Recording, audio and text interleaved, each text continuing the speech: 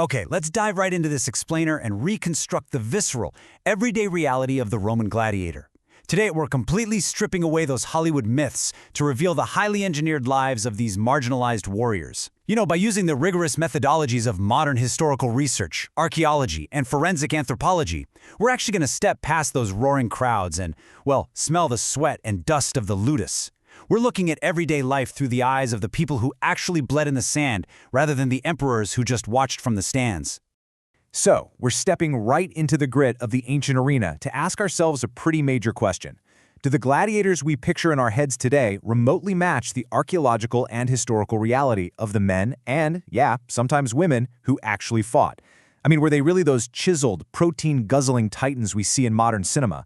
Or were they something entirely different, a carefully calibrated product of their environment, existing on the absolute fringes of Roman society? Well, let's find out. Part 1. The marginalized and condemned.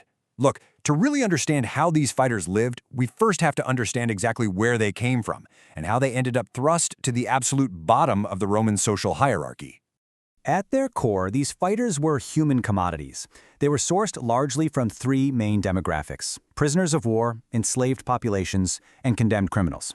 Some were sentenced directly to die in the arena, right? While others faced a slightly different penalty, being condemned to the gladiatorial school itself. This was basically a sentence of extremely high-risk servitude.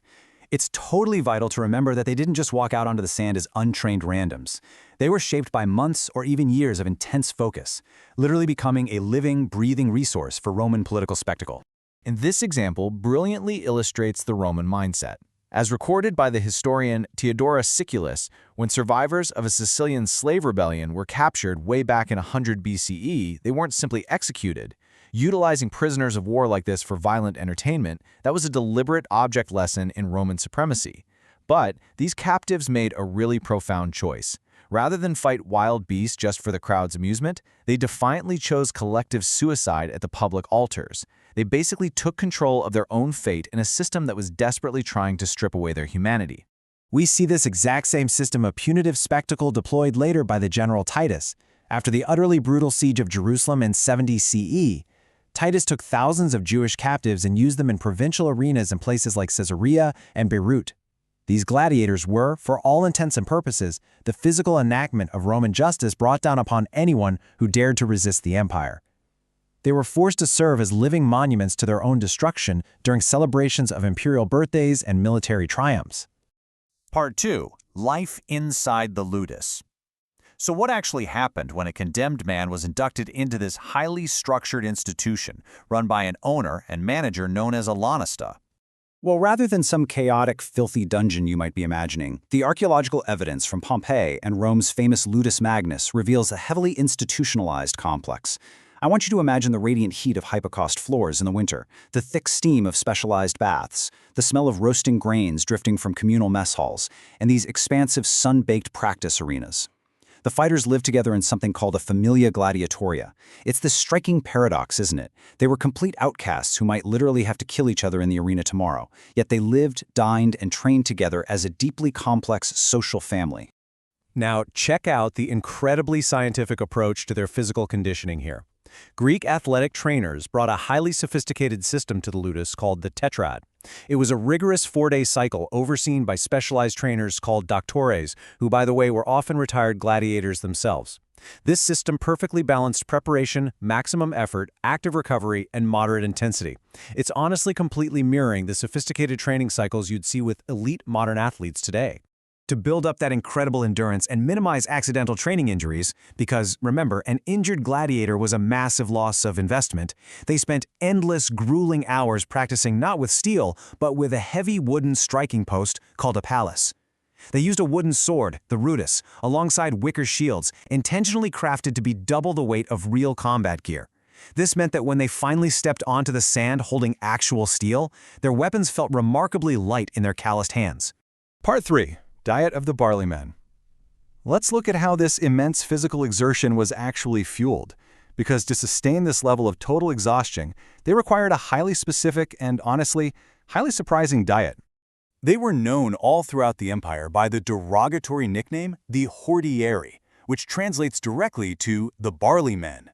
Because unlike modern bodybuilders or the cinematic portrayals we're all so used to, their meals were absolutely not based on expensive meats.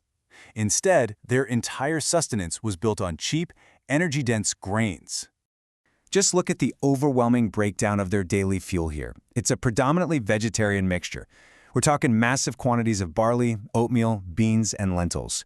This diet provided a slow, steady release of complex carbohydrates and essential plant-based proteins, which was absolutely necessary for training up to 8 hours a day in the blistering Mediterranean heat. While your average Roman ate meat occasionally, for the gladiator, the diet was strictly plant-based, entirely optimized for endurance and survival rather than, culinary pleasure. So, the crucial point here is that this isn't just some textual theory we've derived from ancient writings. Modern forensic anthropology actually proves it. Stable isotope analysis of 68 gladiator skeletons found in a mass grave at ancient Ephesus confirmed incredibly high strontium levels in their bone collagen. Because plants absorb strontium from the soil far more readily than animals do, these chemical signatures definitively, unquestionably prove their diet was overwhelmingly vegetarian. Part 4. Engineering the gladiator body. But why? Why feed these incredibly valuable fighters a high-carb vegetarian diet instead of lean meats to make them look all shredded? Well, the answer lies in the really harsh economics of the arena.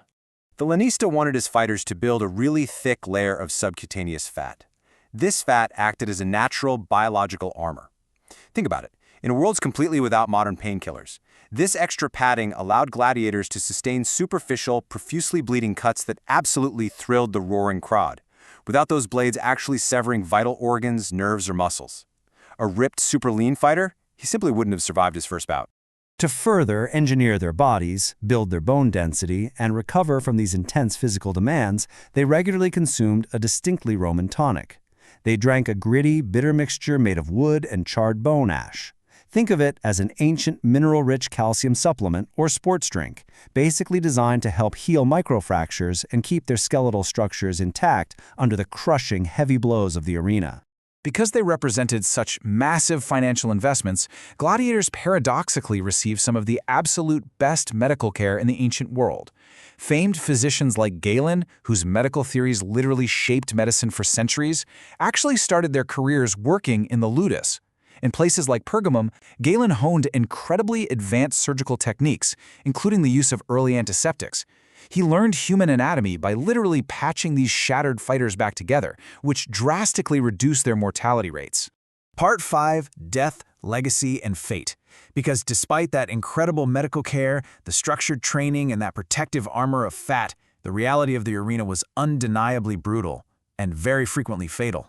The bones at Ephesus tell a visceral, truly tragic story of survival and death. The osteological evidence shows multiple well-healed head wounds, likely from their extensive heavy weapon training. But right alongside those are the fatal, unhealed marks of the arena.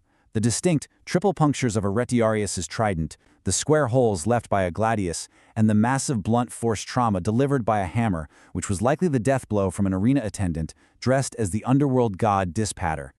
And even after providing the ultimate sacrifice for Roman entertainment, displaying immense skill and courage, they remained legally and socially despised. Their marginalization was absolute. They were physically segregated in death, their bodies buried on the extreme, forgotten margins of society's graveyards, forever separated from the proper citizens of Rome. I want to leave you with this final provocative thought. When you look at gladiator tombstones, they rarely ever blame the opponent who struck the lethal blow. Instead, they blame the goddess Nemesis, or treachery, or simply fate. By removing personal responsibility from their defeat, did these ultimate outcasts find a way to preserve their honor and their humanity in a system that treated them merely as flesh and bone? It's a haunting testament to human resilience in the face of an engineered spectacle. Thank you for joining me for this explainer, and keep questioning the past.